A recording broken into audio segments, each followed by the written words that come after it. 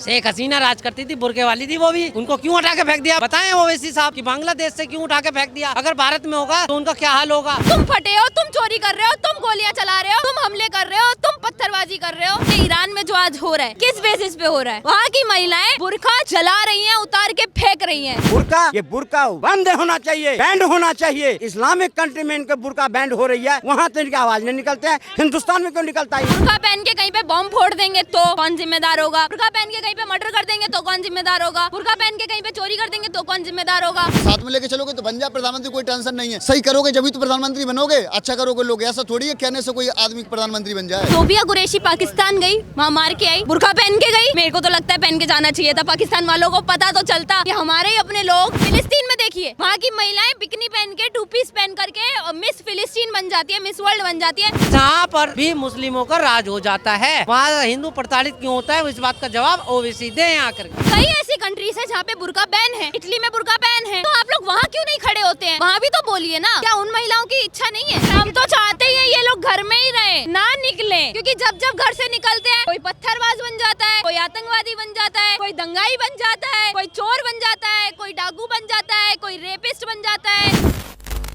ओवैसी जो हैं, उन्होंने बोला कि मेरा सपना है कि बुरके वाली भारत की प्रधानमंत्री बने। इस पे क्या कहेंगे?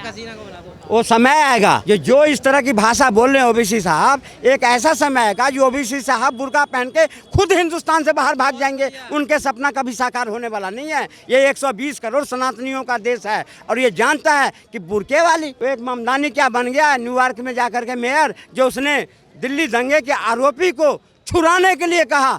कल को ये बन गए प्रधानमंत्री तो देश में क्या होगा? क्या ये देश इस्लामिक कंट्री बनेगा? इसलिए ओवैसी जी, आप वही बुर्का पहनो और हिंदुस्तान छोड़ो, हैदराबाद भी छोड़ो। जो हमारे भारत में मुस्लिम बहनें हैं, माताएं बहनें, वो क्या भारत की नहीं है? भारत की सगी नहीं है? वो प्रधानमंत्री बन भी जाएंगे कोई बुरके वाली, तो आपको लगता नहीं हमारा भारत अच्छे से चला पाएंगी? बुरके की सम्मान करना सीखो। बुरके की आड़ में जब ज्वेलरी में शॉप में जाकर के ज्वेलर चुराओगे तो कैसे बुरके को सामान प्रधानमंत्री बन के सुशोभित करोगे? ये सब देश की लोग देख रहा है। और बुरका, ये बुरका बंद होना चाहिए, बैंड होना चाहिए। जब इस्लामिक कंट्री में इनके बुरका बैंड हो रही है, वहाँ तो इनकी आवाज नहीं निकलते हैं, हिंदुस्तान में क्यों निकलता है? आपने बोला बुरका बैन होना चाहिए, कोई बोले कि ये घूंघट भी बिल्कुल बैन कर दो, किसी राज्य में महिला घूंघट करके नहीं घूमेगी। तो कोई घूंघट के आड़ में जाकर ज्वेलरी शॉप में चोरी नहीं करता, मॉल में जाकर चोरी नहीं करता, लेकिन ये बुरके के आड़ में गलत काम करते हैं, बुरके के आड़ में वोट डालते हैं, तो ये सब बदनाम है इनके बुरके। इसलिए बुरके बैंड होनी चाहिए देश में। मैम हमें नहीं कह रहा कि बुर्का नहीं पहनना चाहिए, मतलब संस्कार है वो अपने घर पे पहनो, अपने जहाँ पे जा रहे मस्जिदों में जा रहे वहाँ पहनो। ऐसे हम राजपूत ठाकुर हैं कि हमारे यहाँ घूंघट नहीं होता का मतलब, पर ऐसा थोड़ी है कि मार्केट में तुम जाओ मतलब हर जगह बुर्का, पता चलेगा कौन बम रखेगा कौन क्या कर गया। अपने संस्कार दिखाना घर पे दिखाओ, अपने मतलब मस्जिद पे जाओ तो अगर कोई बुरखे वाली कोई मुस्लिम महिला अगर प्रधानमंत्री बन जाती है तो क्या तकलीफ क्या है? यहाँ पे मुस्लिम भी रहते हैं, सिख क्रिश्चियन सब रहते हैं। एपीजे अब्दुल कलाम जी भी तो भारत के प्रेसिडेंट बने थे, तो उन्होंने क्या अलग देश चला लिया? या उन्होंने सिर्फ हिंदुओं की राजनीति करी, मुसलमानों की राजनीति करी? वो भी तो सबको एक साथ लेके चले थे। अगर मुस्लिम महिला बन जाती है प्रधानमंत्री तो भी तो भारत को लेके चलेगी। मैम ये सुना है, जिसके पास काबिलियत हो मैम वो बनेगा, ये बन गया था कि नहीं बन सके मैम? अगर बहन में कोई काबिलियत ही नहीं, काबिलियत की नहीं, अगर अच्छा करोगे तो बन जाएंगे। एपीजे का अच्छे तो कौन नहीं मानते? एपीजे अब्दुल कलाम कौन नहीं मानता? एपीजे अब्दुल कलाम हर कोई मानता, पर ऐसा थोड़ी है कि हमें नहीं कह रहा है मैडम। अगर अच्छे सब साथ में लेके चलोगे तो बन जाए प्रधानमंत्री, कोई टेंशन नहीं है, पर सही करोगे जब तो प्रधानमंत्री बनोगे, अच्छा करोगे लोग। ऐसा थोड़ी है कहने से कोई आदमी प्रधानमंत्री बन जाए। जैसे भी वो चाचा कह रहे हैं ये सपना कभी पूरा नहीं होगा ओवैसी का कि कोई मुस्लिम महिला प्रधानमंत्री बन जाए। मैम ऐसे ओबीसी हैं, चाहे ओबीसी है कोई भी, ऐसे ओबीसी हैं। ओबीसी भी यहाँ से हैदराबाद से, वहाँ टीरन नटराज सिंह लोधी भी, उसका भी नाम सुना होगा, नाम तो सुना ही होगा। अकेले मतलब कि हैदराबाद का ही है, जब भी रैली निकलती। मैम ऐसे ही नहीं, ओबीसी ने मतलब कहने से कि ऐसा नहीं होगा। मैम देखो जो काबिलियत होगी, अगर अच्छा काम करेगा तो वो बन सकता है प्रधानमंत्री। एपीजे अब्दुल कलाम बन गए थे, वो अच्छा काम करते थे और सही किया, सबको साथ लेके चलोगे तो बन जाओ, कोई गलत बात नहीं है। क्या कहेंगे इस पे? अगर कोई मुस्लिम महिला पीएम बन जाती है भारत की तो उसमें तकलीफ क्या है? करना चाहिए पहले। मुस्लिम अच्छे काम नहीं करते, मतलब आप कहना चाह रहे हैं मुस्लिम में बहुत लोग अभी तो ऐसे नहीं। अब ऐसे तुम देखा बांग्लादेश में क्या हुआ हिंदुओं के साथ में? बांग्लादेश की बात अलग है। बांग्लादेश का कोई मुस्लिम उठ के यहाँ पे थोड़ी प्रधानमंत्री बन जाएगा, बनेगा तो भारत का ही कोई प्रधानमंत्री बनेगा ना। बांग्लादेश की बात कहाँ से लेके आ गए आप? बांग्लादेश पाकिस्तान का प्रधानमंत्री कैसे बन सकता है दिल्ली का, भारत का? अच्छे काम करोगे तभी तो बनोगे। कोई मुसलमान अच्छा काम नहीं करता आपके नजर? हमने बनने के लिए मना कब किया? अच्छे काम करोगे, अच्छे साथ में जनता को लेकर चलो, बनोगे आगे चल के। क्या कहेंगे इस पे? भारत एक लोकतांत्रिक देश है, और इसमें कोई भी प्रधानमंत्री बन सकता है, कोई इसमें अचरज करने वाली बात नहीं है। अगर ओवैसी ने कहा है तो बन भी सकता है, मगर उसके लिए देखो लोकतंत्र में हमारे क्या होता है, पहले जो हम सांसद चुनते हैं और सांसदों का जो लीडर होता है वही प्रधानमंत्री बनता है। तो अब 543 सीटों में से जो 272 लेके आता है वही अपना प्रधानमंत्री बना सकता है। तो मैडम ज़रूरी नहीं है, अगर लोग उसे चुन के भेज रहे हैं प्रधानमंत्री को तो बन सकता है, वो चाहे हिंदू हो या मुसलमान हो। सहमत है आप ओवैसी हो? मगर खाली ओवैसी के कहने से कुछ नहीं होता। अगर एकजुट होकर के मुस्लिम हिंदू, हिंदू मुस्लिम बन करके चलें तो मगर क्या है कि जहाँ पर भी मुस्लिमों का राज हो जाता है वहाँ हिंदू प्रताड़ित क्यों होता है, इस बात का जवाब ओवैसी दें यहाँ करके। आप हैदराबाद के अंदर आप ये देखिए, अगर मुस्लिम लोग हिंदुओं पर अत्याचार करते हैं या नहीं करते हैं, ये बताइए एक बार ओवैसी। और अब जब चुनाव हो रहा था तो ओवैसी के मुंह से ही क्या निकल रहा था, मुसलमान हो तुम एकत्रित हो जाओ, तुम्हें खात्मे का समय आ गया है, आप हमें प्रधानमंत्री के दावेदार बने, फलाने का बने। भाई आपके बोल क्या हो जाते हैं चुनावों के टाइम में, और आज आप प्रधानमंत्री की सीट को देख रहे हो। मैं मानता हूँ, पहली बात तो बुर्के वाले, अगर आपको प्रधानमंत्री बना दे आप बुर्का पहनोगे, सोचने का विषय है। अगर आप में कितनी काबिलियत नहीं है तो किस में है वो बताएं।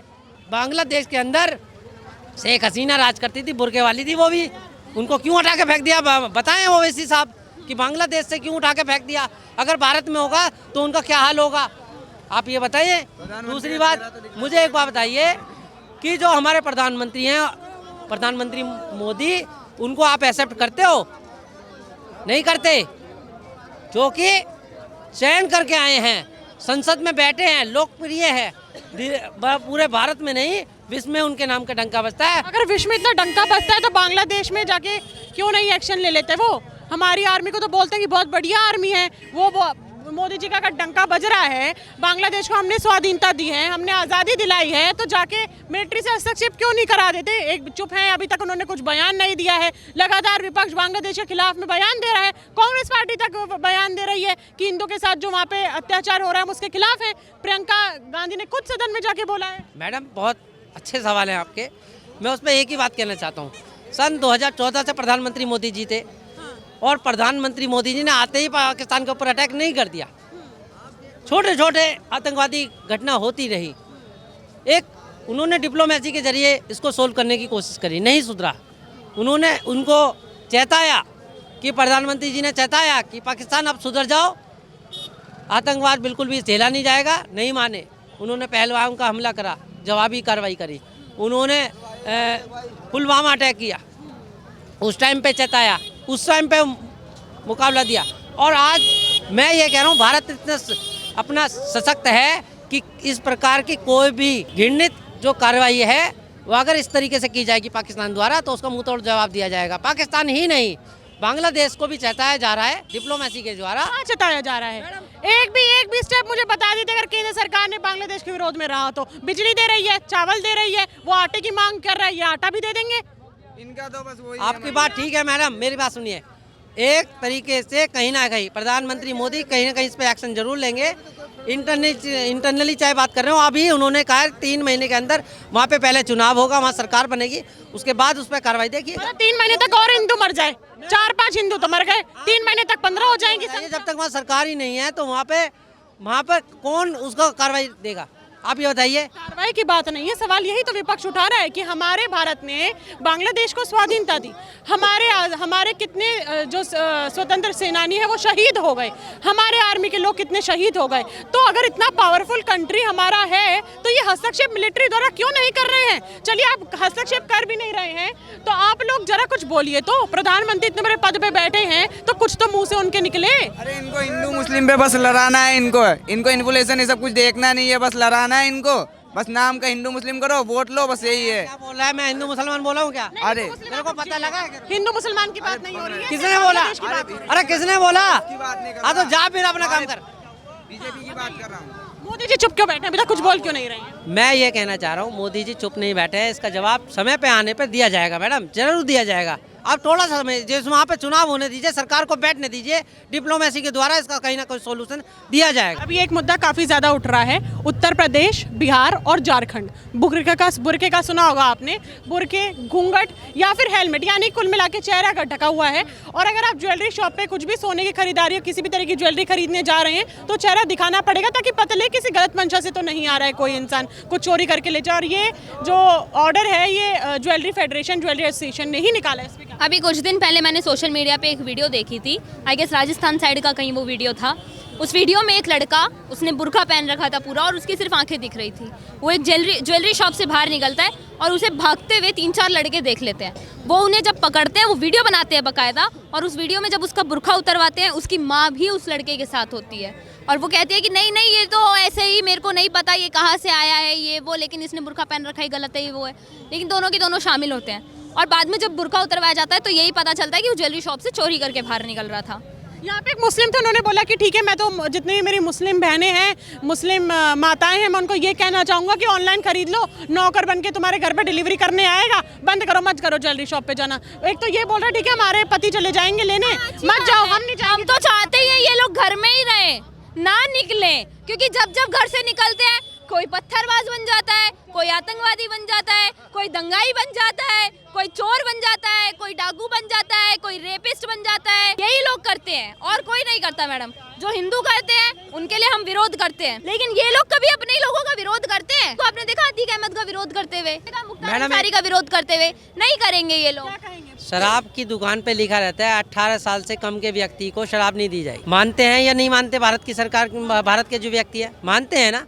तो इस प्रकार के अगर ज्वेलरी फेडरेशन ये नियम लाती है कि बुर्का वाले को गोल्ड की सेल नहीं किया जाएगा, तो उसमें आपत्ति क्या है? अगर आपको बुर्का पहनना है कोई दिक्कत नहीं है, पहनिए। अगर आप कहीं भी जा रहे हैं, मार्केट भी जा रहे हैं तो जाइए, लेकिन अगर बुर्का पहन के कोई इलीगल काम हो जाएगा तो कौन जिम्मेदार होगा? बुर्का पहन के कहीं पे बॉम्ब फोड़ देंगे तो कौन जिम्मेदार होगा? बुर्का पहन के कहीं पे मर्डर कर देंगे तो कौन जिम्मेदार होगा? बुर्का पहन के कहीं पे चोरी कर देंगे तो कौन जिम्मेदार होगा? और फिर जब नाम लिया जाएगा कि एक मुस्लिम महिला बुर्का पहन के, फिर कहेंगे तुम हमारे पूरे मुस्लिम समाज को टारगेट कर रहे हो। अरे भैया बुर्का पहना हुआ है, तुम अपनी पहचान खुद बता रहे हो, तुम फटे हो, तुम चोरी कर रहे हो, तुम गोलियां चला रहे हो, तुम हमले कर रहे हो, तुम पत्थरबाजी कर रहे हो, फिर तुम कैसे कह रहे हो कि वो तो हिंदू भी हो सकते हैं? अभी तुर्कमान गेट के लिए बोला ना इन्होंने, पुलिस अपने साथ के लोगों को लाई थी, खुद पे पत्थरबाजी करवा दी। वो गोल्ड सफेद टोपी किसकी दिख रही है फिर उसमें? कौन है फिर? हिंदू तो नहीं पहनता सफेद जालीदार टोपी, तो फिर कौन है वो लोग? खुद ही तो अपनी पहचान बता रहे हो कि हाँ हम कर रहे हैं, और फिर तुम खुद ही कह रहे हो कि भाई हमें टारगेट किया जा रहा है। क्या बेवकूफी दोगलापन है ये? मैं ये कह रहा हूँ कि इस प्रकार के नियम कानून जहाँ पर भी लागू होते हैं, इस प्रकार के नियम कानून जहाँ भी लागू होते हैं, इन्हीं लोगों को नागवार होते हैं। क्यों होते हैं भाई साहब? आप ये बताइए। मैंने दारू का एक उदाहरण दिया कि शराब की दुकान पे लिखा रहता है 18 साल का, भाई उसको दारू नहीं दी जाएगी। गोल्ड की ज्वेलरी वालों ने लिखा दिया कि भैया आपको गोल्ड नहीं दिया जाएगा। मगर अगर पार्क पे लगा दिया ना कि 5 बजे के बाद यहाँ पे पार्क, भैया ये नियम क्यों लिया है? हम तो 5 बजे के बाद में ही बैठते हैं, भैया ये लिया है। भाई साहब कोई भी नियम कानून आ जाए, आपको उसे स्वीकार करने की बजाय उसका विरोध करना शुरू कर देते हो। अभी ओवैसी ने एक बयान दिया है, उन्होंने बोला कि मेरा ये सपना है कि एक दिन बुरखे वाली जो है प्रधानमंत्री बने, कभी प्रधानमंत्री बने, ये मेरा सपना है बुरखे वाली। देखिए ये तो कभी भी नहीं हो सकता। पहली चीज, APJ अब्दुल कलाम देश के राष्ट्रपति बने, जालीदार टोपी पहन के बने। सोफिया कुरैशी पाकिस्तान गई, वहाँ मार के आई, बुर्का पहन के गई। मेरे को तो लगता है पहन के जाना चाहिए था। पाकिस्तान वालों को पता तो चलता कि हमारे ही अपने लोग जिनको हम सपोर्ट करते हैं वही हमें मार रहे हैं। और यहाँ कुछ लोग, एक बात बताइए, ईरान में जो आज हो रहा है किस बेसिस पे हो रहा है? किस बेसिस पे हो रहा है? वहाँ की महिलाएं बुर्का जला रही हैं, उतार के फेंक रही हैं, और यहाँ पे कुछ बेवकूफ महिलाएं, वहाँ पे आप फिलिस्तीन में देखिए, वहाँ की महिलाएं बिकनी पहन के, 2 पीस पहन करके मिस फिलिस्तीन बन जाती है, मिस वर्ल्ड बन जाती है, और यहाँ पे बुर्का पहनी हुई महिला छाती पीट पीट के रो रही है, हाय मेरा फिलिस्तीन, हाय मेरा गाजा, हाय मेरा हमारा, छाती पीट पीट के रो रही है यहाँ पे। जैसे भारत में भी कुछ महिलाएं ऐसी हैं, खैर हमारे भारत में जो घूंघट प्रथा है वो खत्म हो चुकी है काफी साल पहले ही, लेकिन अभी भी यहाँ पे कुछ हिंदू महिलाएं हैं जिनको घूंघट करके रखना पसंद है, क्योंकि उनको लगता है कि भाई हमारी मर्यादा है। तो लेकिन ऐसे अगर हम यही सेम चीज देखें उनके, हाँ मेरे राजस्थान में घूंघट प्रथा अभी भी है, गांव वगैरह में अभी भी है, लेकिन वो बड़ों का सम्मान करने के लिए अपनी मर्जी से पहनती है, किसी पे जोर जबरदस्ती है वही दबाव वही नहीं वही डाला से जाता। अगर यही बयान जैसे बुर्का थोपा जाता है, नहीं घर से बाहर जाएगी तो पहन के जाएगी। भाई साहब, आपने एक अभी यूपी का एक केस देखा होगा, एक महिला बिना बुर्का पहने अपने ससुराल चली गई थी, बिना बुर्का पहने अपने ससुराल चली गई थी, उसके पति ने उसकी अपनी बेटी और अपनी पत्नी दोनों को मार दिया। जैसे आपने बिल्कुल सही बात कही, क्योंकि आप लोग का कंसेंट भी है, आप मर्जी है कि आप घूंघट करके रखना चाहते हैं, नहीं करके रखना चाहते। दूसरी तरफ अगर हम इस्लाम में देखें, कुछ जगह पे है कि हाँ थोपा भी जा रहा है, क्योंकि आपने अभी केस बता दिया है कि वहाँ पे थोपा ही गया था, तभी तो वो ठार पहन के मायके चली गई। लेकिन कहीं पे कुछ महिलाएं मुस्लिम ऐसी भी हैं जो अपनी मर्जी से इच्छा से पहनना चाहती हैं। वही तो मैं कह रही हूँ मैम, आप इच्छा से पहनिए, लेकिन जहाँ थोपा जा रहा है, ईरान में थोपा जा रहा था। एक बात बताइए, कई ऐसी कंट्रीज है जहाँ पे बुर्का बैन है, इटली में बुर्का बैन है, तो आप लोग वहाँ क्यों नहीं खड़े होते हैं?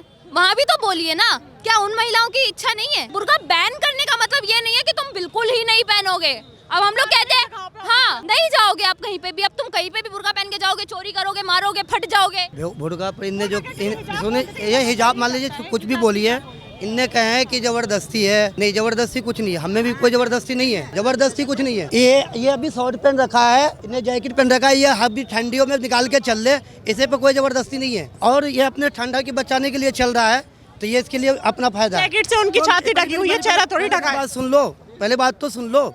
तो इसी तरीके से है, हमारे बुर्के भी है, हम अपने हिसाब से जब बोली ना कि घूंघट किया जाता है यूँ, तो हमारे बड़े लोग को इज्जत करते हैं, तो हम लोगों में ही यही इज्जत ही है, ये पूरे हिजाब पहन के चलना,